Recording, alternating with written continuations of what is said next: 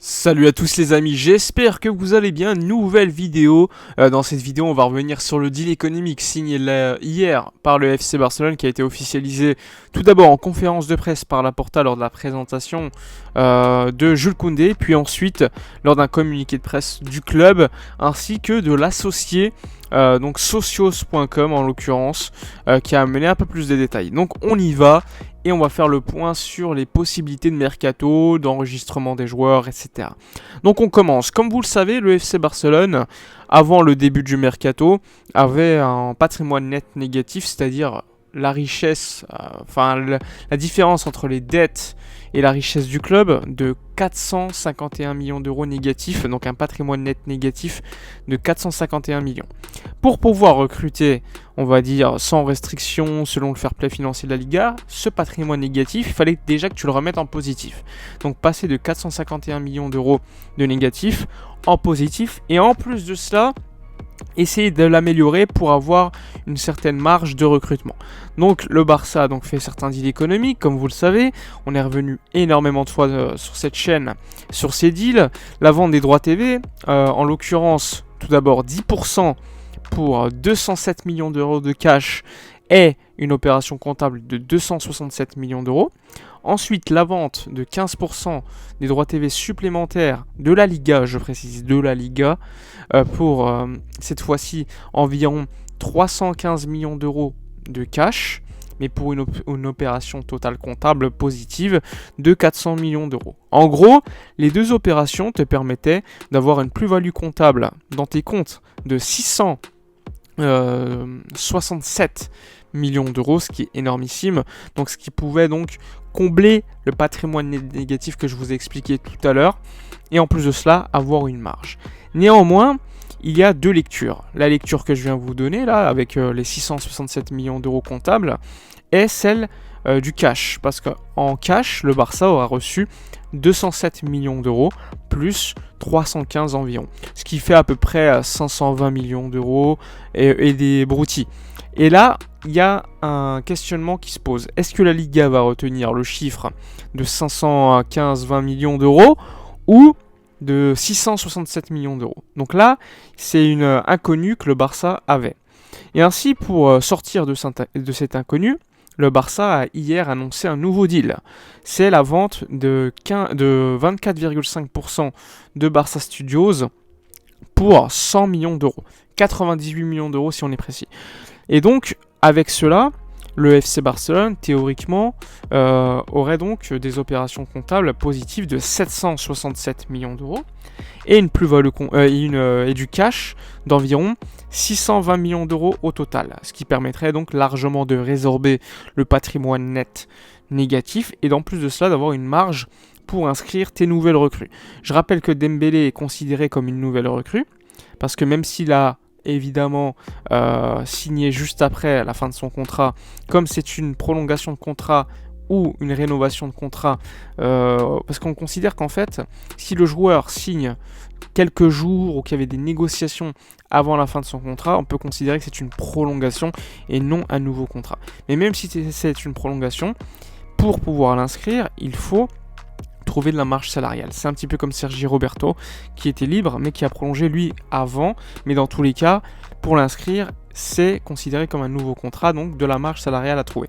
Donc, pour inscrire Sergi Roberto, Dembélé, Rafinha, Lewandowski, etc., eh bien, il te faut une marge. Et cette marge, pour l'instant, elle est constituée entre la différence que d'ailleurs je vous ai évoqué tout à l'heure, les 451 millions d'euros qui ont été résorbés.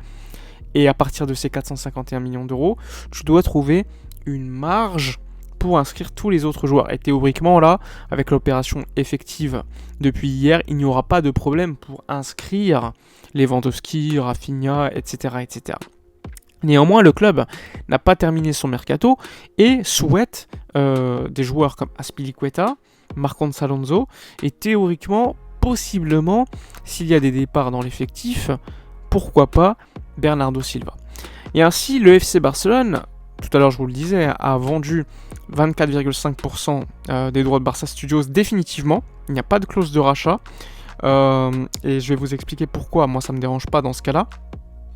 pour 100 millions d'euros à Socios. Alors Socios, tout d'abord, c'est un spécialiste des NFT, de la blockchain, donc ça c'est plutôt pas mal parce que le club en fait cherchait un associé pour développer les revenus de Barça Studios. Parce qu'on le rappelle, Barça Studios, c'est tout ce qui est création de contenu et a été ajouté donc tout ce qui est NFT, tout ce qui est, on va dire, crypto, etc., etc. Et le Barça avait énormément de mal à trouver des associés qui pouvaient développer ces revenus. Donc ils ont réussi à trouver, je le rappelle que le Barça chiffre à peu près annuellement dans Barça Studios 30 millions d'euros de revenus grâce à ça, donc c'est pas énorme. Et donc à un plan qui propose d'ici 2026-2027 une augmentation des revenus jusqu'à 190 millions d'euros. Donc en théorie, le FC Barcelone, aujourd'hui à 100% de Barça Studios, il reçoit 30 millions de revenus annuels. Sauf qu'avec un associé comme Socios, théoriquement, possiblement, dans quelques années, il pourrait obtenir 190 millions d'euros et à se partager, évidemment, 24,5% pour Socios et le reste pour le Barça. Donc si tu fais le calcul, le Barça gagnera beaucoup plus d'argent, même s'il a fait entrer un partenaire, parce que ce partenaire est spécialisé dans tout ce qui est blockchain, NFT, crypto, etc., alors que le Barça n'est pas voué à faire ça. Le Barça est un club de football qui a besoin d'associés pour grandir dans certains domaines, on va dire. Et le Barça a donc effectué cette opération en vue de recevoir du cash maintenant, et en plus de se développer dans cette branche de Barça Studios qui va lui permettre plus tard de gagner des revenus en plus de ce qu'il chiffre chaque année.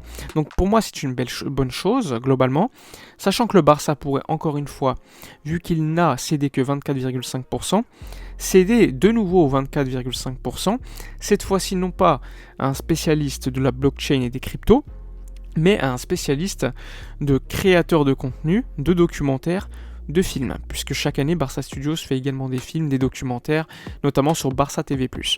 Et donc, avec ce spécialiste en plus, tu peux augmenter encore plus tes revenus, même si à la fin, tu n'auras que 51% des revenus qui te reviendront, ça sera encore plus intéressant que ce que tu touchais chaque année à 100%.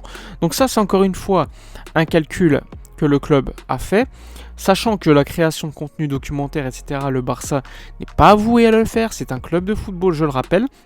Ça me dérange beaucoup moins que vendre ces droits TV personnellement, parce que je considère que les droits TV, eh bien, c'est des revenus qui ne bougent pas, qui ne vont pas augmenter grâce au développement par Sixth Street, alors que les revenus de Barça Studios, c'est grâce aux partenaires que ces revenus vont augmenter. Donc ça, c'est une différence à effectuer. Donc au total, le Barça va possiblement recevoir jusqu'à 867 millions d'euros cet été, notamment en termes de plus-value comptable, qui va lui permettre donc d'enregistrer tous ses joueurs, de signer des joueurs tranquillement, sans qu'il y ait aucun problème. Évidemment, on peut se poser des questions sur le long terme. Est-ce que ça va être des opérations qui vont porter préjudice au club ? Je considère que Barça Studios, s'il y a augmentation des revenus, comme je vous l'ai dit selon le plan, ça va largement compenser le manque à gagner chaque année des droits TV qu'on a cédés pendant 25 ans. Il y a également le fait que Spotify, pendant 25 ans, à partir de l'Espace Barça, la fin de l'Espace Barça, c'est-à-dire 2025-2026, avec l'ouverture du nouveau Camp Nou, ils vont verser 20 millions d'euros annuels au FC Barcelone pour le naming. 20 millions d'euros, c'est ce que ça représente, à peu près 50% du manque à gagner chaque année des droits TV de la Liga, puisqu'on va céder chaque année 40 millions d'euros des droits TV de la Liga à Sixth Street. Ces 40 millions d'euros seront donc résorbés à 50% chaque année par Spotify via le naming.